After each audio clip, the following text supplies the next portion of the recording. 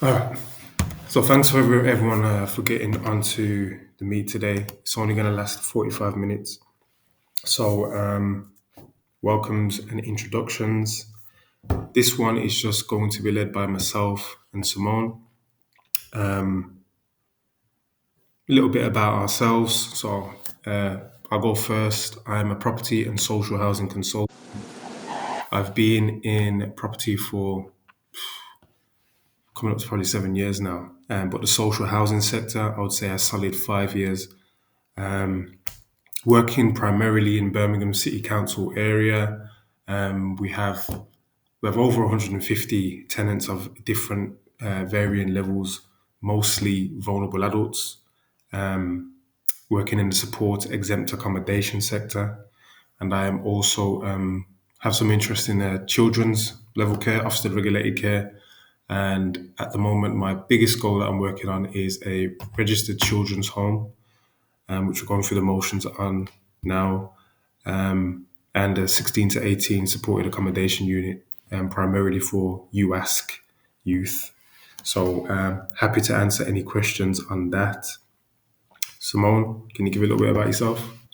Yeah, absolutely. Hi, everyone. So I've done a few different things in property. I first started property in probably like 2017, just in estate agents. And then I kind of took a break and I had a salon. I had a salon for a good few years, closed that down because of lockdown. During that time, I was also managing a couple of properties. I've got a couple of buy-to-lets in Milton Keynes, and I say my 9 to 5, I'm only there 2 days a week, is managing housing disrepair claims for social housing tenants. And I'm also working with a few housing providers to add properties and rooms to their service users. So yeah, that's pretty much me. Okay, cool. So we'll get straight into it. A few questions for yourself. We spoke previously and we said we was going to speak about like entering property, how people can get in there, but more specifically women in property. Yes. Yeah. So really, I'd like to hear a little bit about your journey. And again, if anyone wants to ask anything, please put your hand up. It's just a discussion. This isn't like a webinar, seminar, or anything like that. So feel free to jump in at any time and ask any questions. But yeah, your journey in property, tell us about it. How did it start? So my dad's a property developer. He doesn't do it so much now. He did it back in the day, and that was kind of my intro to property and homes, I guess. And so that's when I started working in estate agents as well. But I didn't enjoy it. I was good at it, but I did not enjoy working in estate agents. So that's why I took a break. And then when I wanted to get back into property, I knew that it was never going to be down the estate agent route. So I kind of was looking around, did some research, and I came across property management and deal sourcing and all that stuff. So the main thing for women as well is, because it's such a male dominated world, is definitely get some education and some experience behind behind you, because you're going to get challenged on that 100%. So yeah, that's exactly what I did. I was networking a hell of a lot. I listened to a lot of podcasts, and then I did some education and some training. For anyone that does get education and training, definitely do your due diligence on whoever it is that you decide to train with or get as a mentor. That's super important, especially nowadays. So yeah, that's pretty much how it started. My dad kind of introduced me to the world of property. I tried loads of different things. Yeah, so property management and deal sourcing is how I got back into the property world after my salon. And yeah, education is definitely key for a woman, I'd say. Okay. When you say property sourcing, can you give me an example of some of the properties or things that you would focus on? So when I first started, it was just Mm, service accommodation, HMOs. And then as I was started working with an insurance firm, managing housing disrepair claims, I saw the crazy situations and the environments that people were living in. mm, And then I saw that, there were smaller companies like yourself, um, uh, providing good quality homes. So I kind of wanted to do more of that. Um, like seeing people living in conditions where like there's no ceiling in their house, in their properties, damp and mold. It was horrendous to watch. And so working with other housing providers, other developers that were building and producing homes for housing providers, it kind of I went down that route eventually. So now I either source buy to lets with houses that are leased to housing providers, or rent to rent, and sometimes raising a bit of finance. okay. Let me go back a step. When we Hmm. talk about housing disrepair claims, as a Yeah, small provider, I know yeah, how the council and like regulatory bodies can be on us to fix things almost immediately, giving us 7 days. And if you don't do it in the 7 days, there's going to be like major repercussions.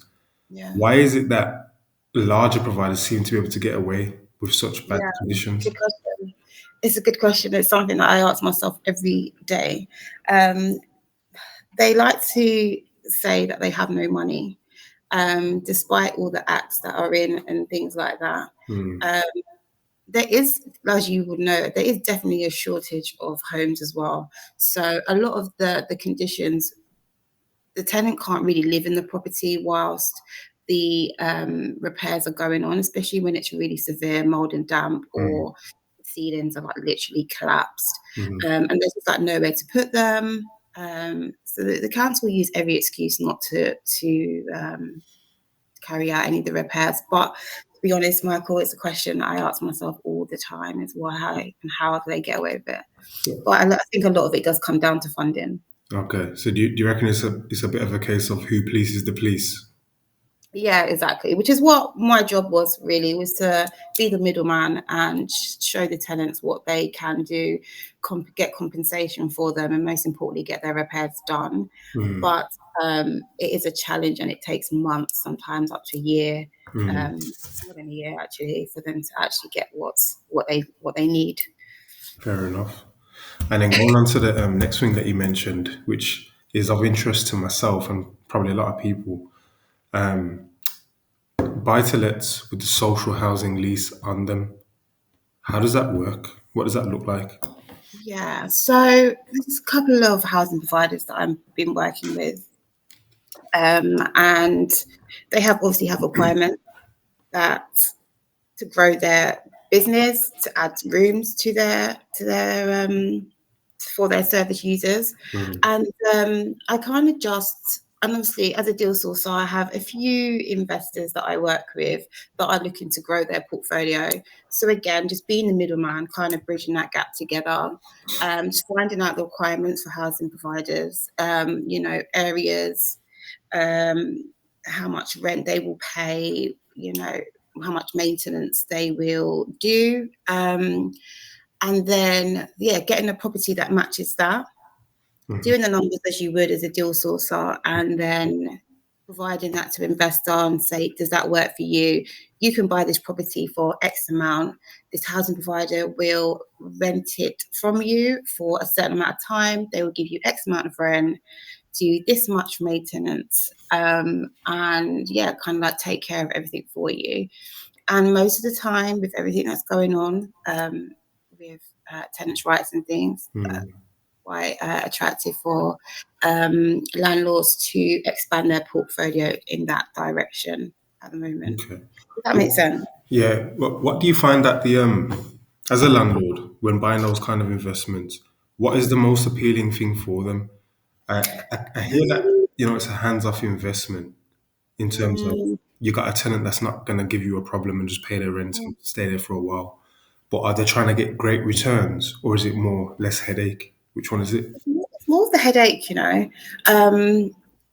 As a for me as well, I think that it's an it's because it's an asset, right? Your Mm, property is an asset, and they just want the asset without the headache.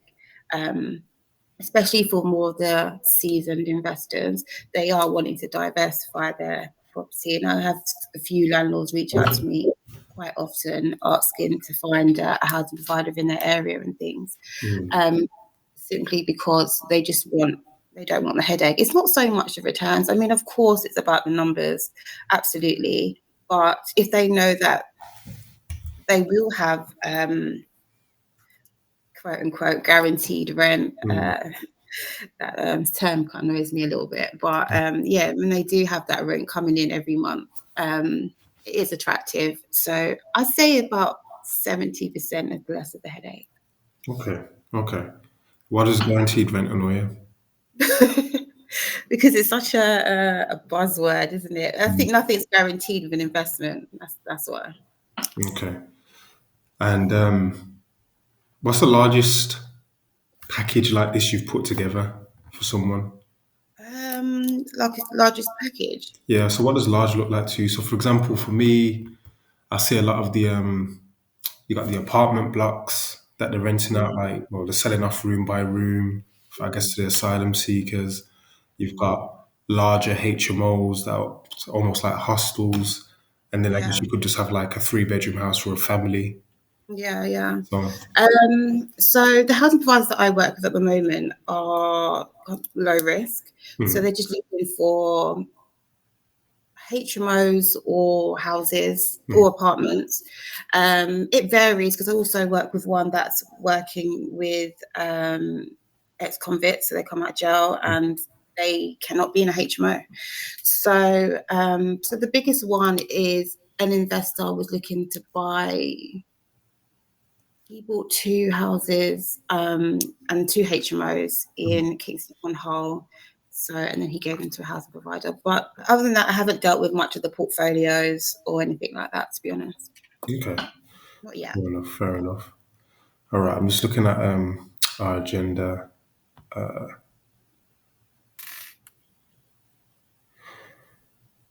Identifying social housing investment opportunities, recognizing what makes a good social housing investment.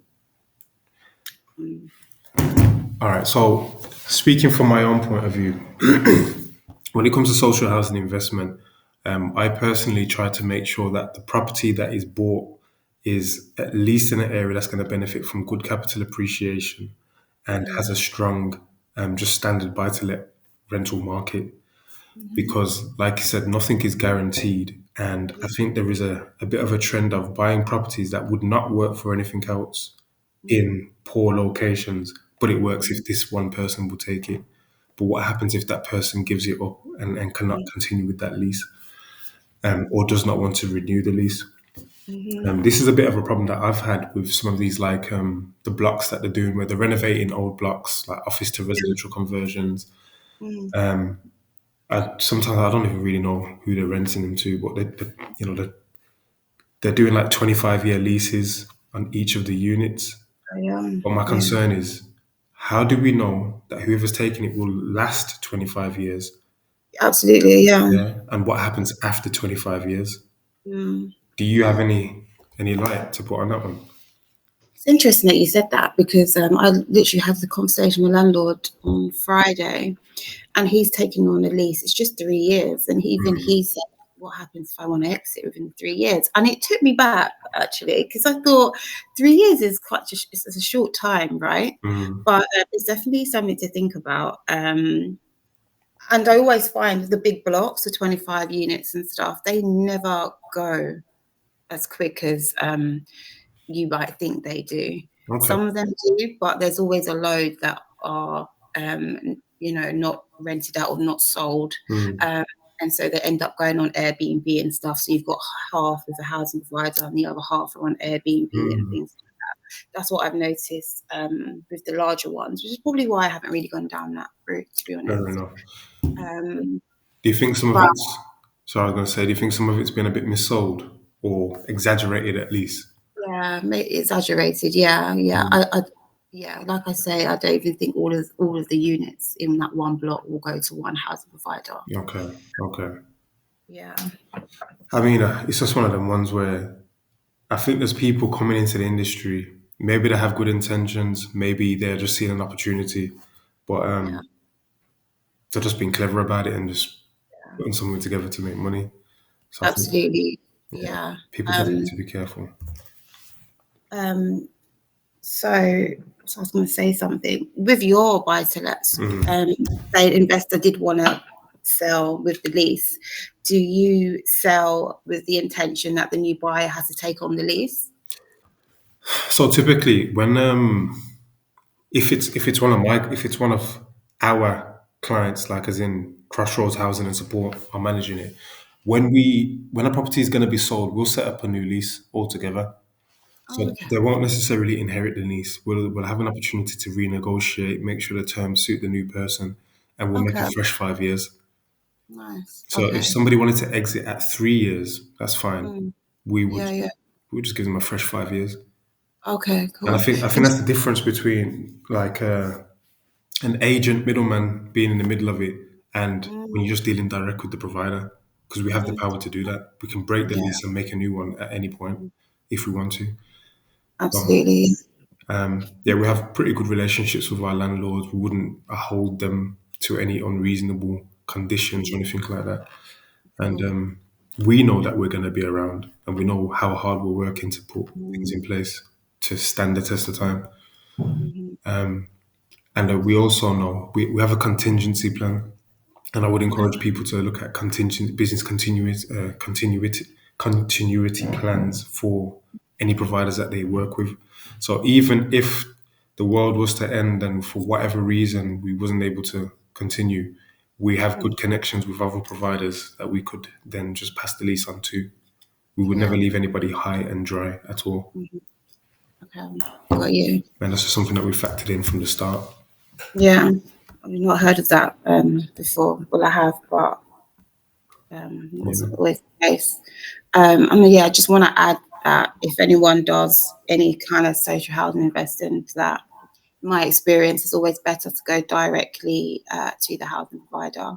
100%. Just want to add that 100%. in. It's always Is best. anybody does anybody want to jump in at this time, share any thoughts or anything? Feel free to turn your mic on or put your hand up. Hi there, Remy. Hi, thank you for your insights. I'm currently based in London and I have a CIC which focuses on supporting neurodivergent individuals. Yeah. I'm interested in entering the social housing space, but as when I jump on a lot of these calls, it's always like there's a lot of people entering the space to take advantage. Mhm. And I want to make sure that if I am exploring opportunities, that I'm not coming in the space to just take, but to build something that's really sustainable, that has a great legacy to support the clients for a long period of time. I just wanted to ask if you knew of any gaps that people are kind of missing within the space, um, that are either coming down the pipeline or things that people really miss when they're entering in, especially as a community-based company, as well, because we would have to go out to seek funding to be able to support whatever direction we take. But just wanted to ask if you knew of any gaps that we could consider. Um, that's it. Yeah, thank you.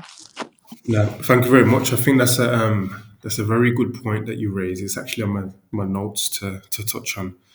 Social housing and the industry has become a bit of a gold rush, with people that have absolutely no background in health and social care. No, they've done no work in that space. Just literally pumping cash in, getting consultants, and setting up left, right, and centre. What I would say is, as a CIC, it's very important not to be solely reliant on funding. You have to be able to have a sustainable business that is literally where people will buy your services. I think working in a neurodiverse space is perfect. If you were saying that you were doing children's or just vulnerable adults, I would say it is becoming quite saturated. You have to have some sort of a niche. and I don't really hear people often say neurodivergent. If I were you and I didn't already have any kind of ties to property, I would probably start by working with people that do this already and providing services to them, and getting to the point where you've got some sort of income coming in from the services that you would provide for people if you had a house for others, so they can almost like outsource their responsibility to you. At that point, you know you've got a viable business. Then you can take it to the next level of, all right, now we've got these service users in a property that we control, and now we're just delivering that service to our clients. But you know it's viable beforehand, because sometimes the problem is you'll get the property outlay, you'll take long to get the referrals and all that kind of stuff to even fill the property with the amount of people that you need to make it viable, and then you're trying to make money off the service. But I would say maybe do a softer launch. Make sure that you've got your service correct. Make sure that you've got everything nice. Try and seek funding and all that kind of stuff there, but keep the costs low as possible. And one of the ways that you could do that is by offering whatever services you're going to offer to other companies that are already out there. And in that process, you will also learn how they even run their homes, what the homes look like, because you'll be going into their spaces to deliver that service. Do you see what I mean? Thank you. Just to follow up, when you're talking about services, so our primary focus as a business at the moment is that we support neurodivergent and disabled budding entrepreneurs to generate income for themselves, as they're twice as likely to be out of work. Mhm. We did multi-year funding to be able to deliver that kind of work, but as you know, with funding, it goes up and down, and Mhm. people decide what initiatives are important and not. Mhm. So talking about current services that we offer, or program services specifically for the end users of the space. So, for instance, coaching support for the clients that actually reside within the properties, or are you talking about something totally different? Sorry, anytime somebody asks me anything to do with health and social care, I'm always looking at it from the lens of we are also accommodating those people. I'm realizing that you're more talking about you're working with vulnerable people and just helping them, not necessarily housing them, which is fine. I guess my question to you is, what kind of funding are you getting at the moment? Is it just like random grants and you apply for them and they'll give you enough money to deliver a service? Yeah, at the moment, we received multi six figures. We're in our third year of um, the funding, so it will be ending at the end of 2025. Hmm. Because what we're doing is quite niche. We were in quite early. I Hmm. should also mention that I'm also neurodivergent, so I'm well connected within the space as well. So yeah, it's just based on the programs that we currently offer that we've been receiving funding for. It sounds like you're quite well established. Have you looked at like government tenders?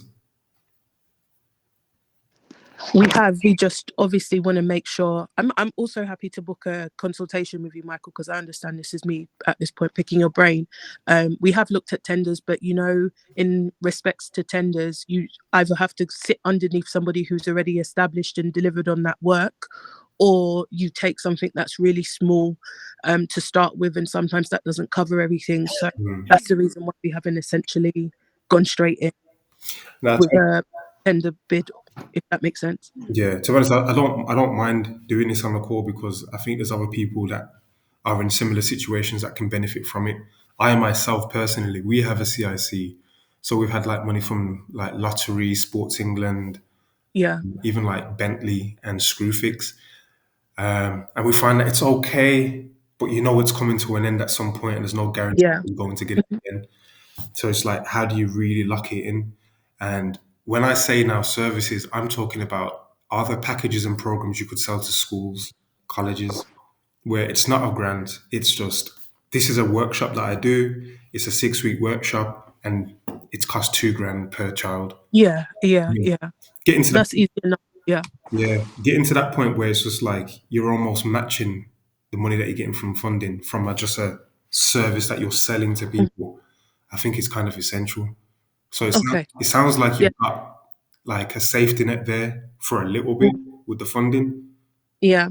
I would be focusing on making this a viable business that does not rely on funding. The funding should come in and just like double what you've got.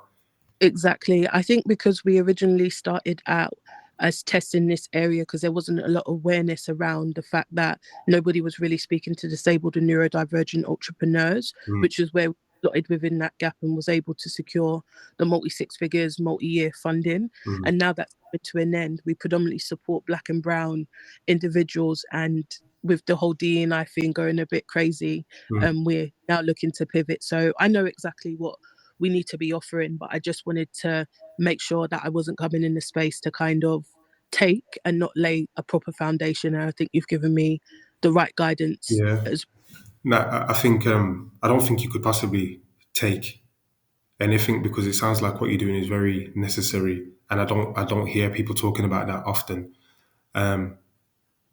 So yeah, I would say make a program. Make a program you can actually sell. At the end of the day, it's a business. It can only be viable if you're making a profit. You have to pay yourself as well. You are part of this. You have to be able to take. You have to be able to give to yourself to make it sustainable. You can't burn yourself out. right. Exactly. Thank you. Thank you. Just a message from Mark. What sort of properties do you have, and do you rent them out? What properties do you recommend new investors to purchase? So, to be honest, at this time, I would be telling investors to buy existing HMOs. I wouldn't really spend much time doing big conversions unless you're like an established builder, you've got a great team, and you know exactly what you're doing. Just be buying existing HMOs in like major council areas. So, like London councils, Birmingham councils, because you know that there's going to be a need for them. There's going to be social housing providers in those areas that can do something with them. To me, HMOs, anything five, ideally six and up. So if you can get something between 5 and 8 bedroom HMO, that's great.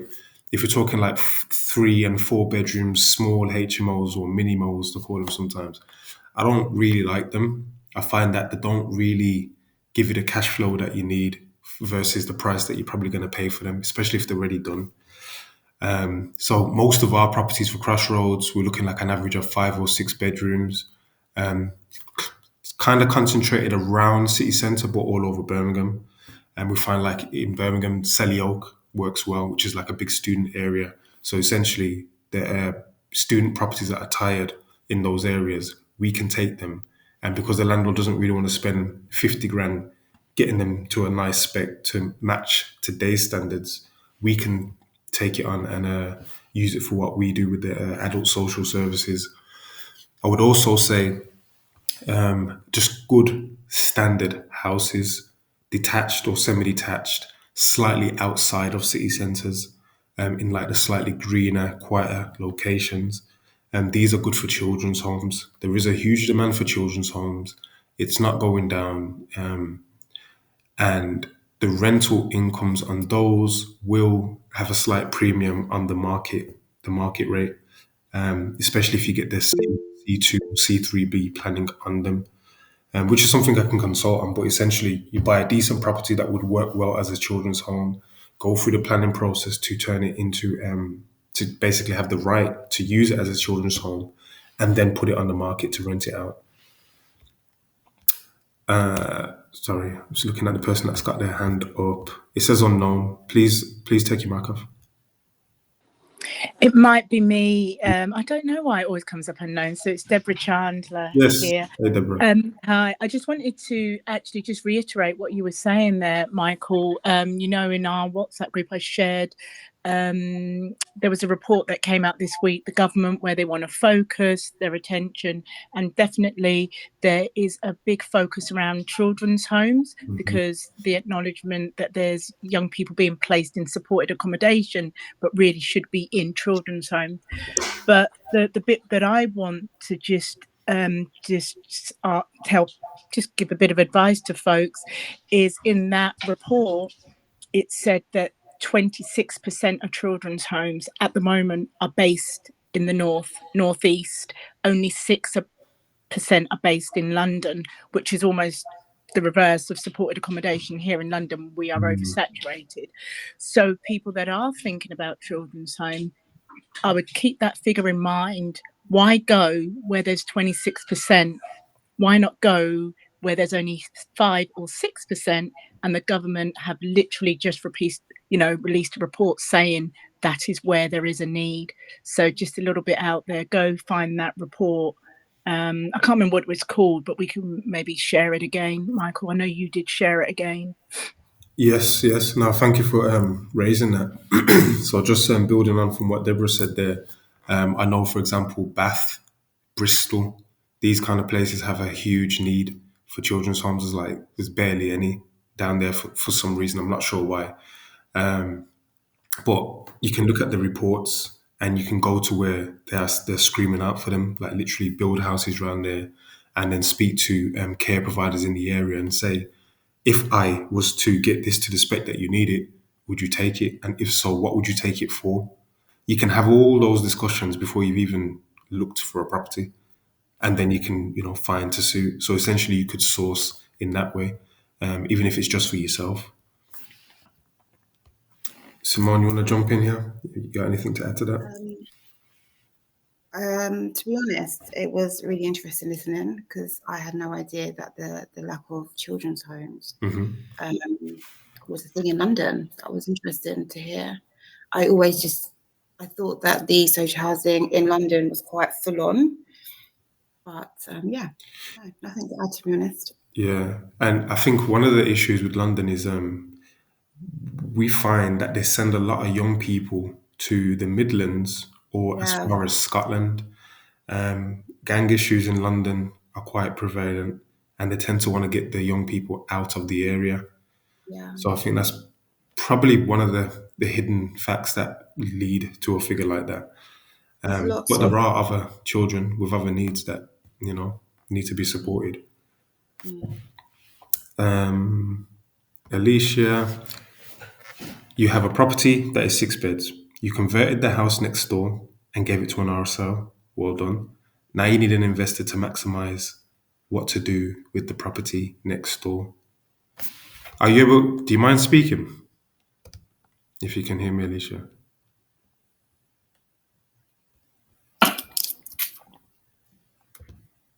All right. What? Yeah, I can hear you. Sorry. No, that's all right. That's all right. Hello. Hi there. All right. So Hi. with the property. Yeah. So basically, it's two. So yeah, go on. No, I was going to say, go on. I'm listening.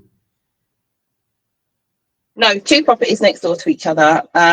Thought I could do social housing, but didn't. Obviously, I have a full-time job, little children, so didn't have the capacity to really find out how to actually do it myself and be able to get onto the portal and all that kind of stuff. So hence we turned it into a 6-bed, and then RSL took it off us. So they just pay us like rent, but obviously they must be making way more than we're getting, but it was fine because that's all I could manage at that time. But then I thought I'd learn from her and then do the property next door, but still don't feel as if I really have the capacity or the knowledge or the time. So I feel like it'd be better to go in with somebody to do up the property, and then they have the knowledge of the housing side of it, and then work it like that. I don't just want to put all the money in, do it up, and then hand it over again, because I don't think that's developing or maximizing on what I've just done. So that was like the easiest thing to do, and now I want to do something a little bit more and get a little bit more profit. Which I think is get in bed with somebody who has the knowledge. That's fair enough. Would it be 6 beds again?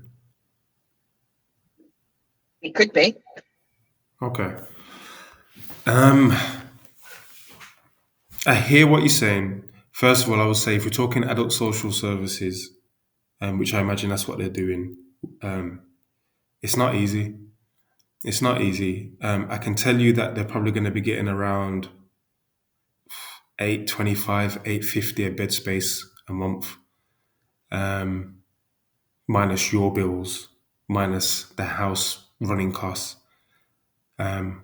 So yeah, if you just say they're getting £800 a bed a month, and provided that they can even get all of the beds filled, you can kind of work out what they're making from that point. The only thing that you need to take into account is maintenance costs can get quite high when something's done.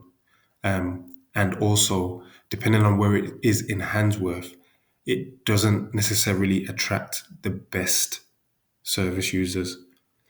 So I would just say be careful. Be careful with it because you might find that it is a bit of a headache sometimes.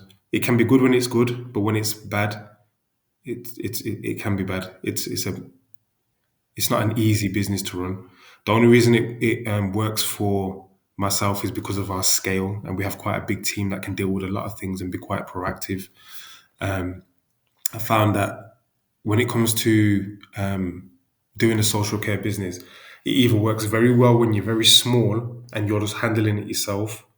Then there's like a middle ground where it's just like you're not big enough and you're not small enough, and then you're big and you have the team to handle it. So I'd say before you move forward, it's just like, are you ready to be hands-on, and do you believe that there's anyone that you trust that can be hands-on for you if you can't? It's dangerous kind of trying to do a JV with someone and expecting them to put their same effort in as you. Sometimes that can be it's a bit of a risk, and you don't know until it's too late who people are. If you get what I'm saying. Okay, thank you for that. Yeah. However, I don't want to just give you bad news. It is definitely something I can consult on with you. I don't think it's impossible for you to get in yourself and get it sorted, but you just need to take the time to get all the information. Definitely need to take the time to get all the information, and it would work well if you have like family or friend that could do the actual daily and weekly visits to support whoever you put in the property.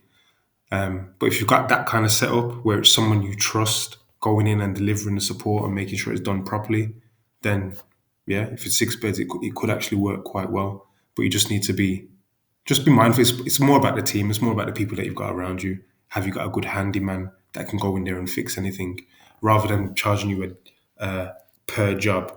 You want them to be charging you a day rate where you can just give them a list of jobs and they're just sorting all these little things out. So there's just little things that you need to consider before getting in. But if you can tick all those things, then yes, it could work. But maybe just send me a message privately, and I'm happy to have a 15-minute call with you and tell you a little bit more. Okay, definitely, I will do that. That's no problem. What's the best way for me to contact you? I'll share my details in the group, so feel free to just send me a WhatsApp. Okay. Perfect, thank you. Oh, good. And sorry, it's going back to Martha. How much do investors expect to raise towards your HMO? Somewhere between two and 250. If you just buy one that's already done, and that's like on the lower end, really they can go for around about 300,000, I would say, in today's climate. What checks do you need to carry out prior to purchase? Just make sure it's got a license. Just make sure the HMO's got a license. You don't want to be buying something that's unlicensed but was running as a HMO prior, and they didn't bother to get the license because they never had to. Because once you become the new owner, you don't want to run into problems that you can't fix. So ideally, any HMO that you buy should just have a license, unless you're willing to go through the whole licensing or planning process, which can be long.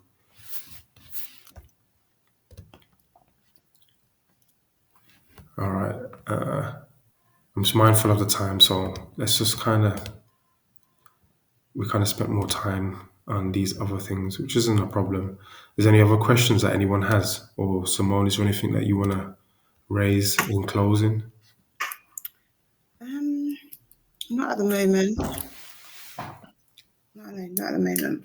All right. So just let people know, what should they come to you for? What should they look to you for? So I am essentially the middleman. So I have a few investors that are looking to purchase properties. So if you are looking to purchase a property, then let me know, especially in areas like Manchester, some areas of Birmingham.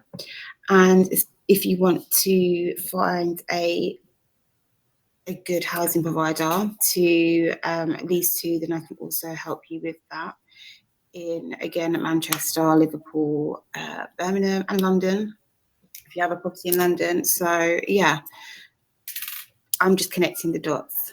Okay. And just so I know, Manchester and Liverpool, why those areas? What's the significance of them? Capital appreciation. Okay. Really, yeah.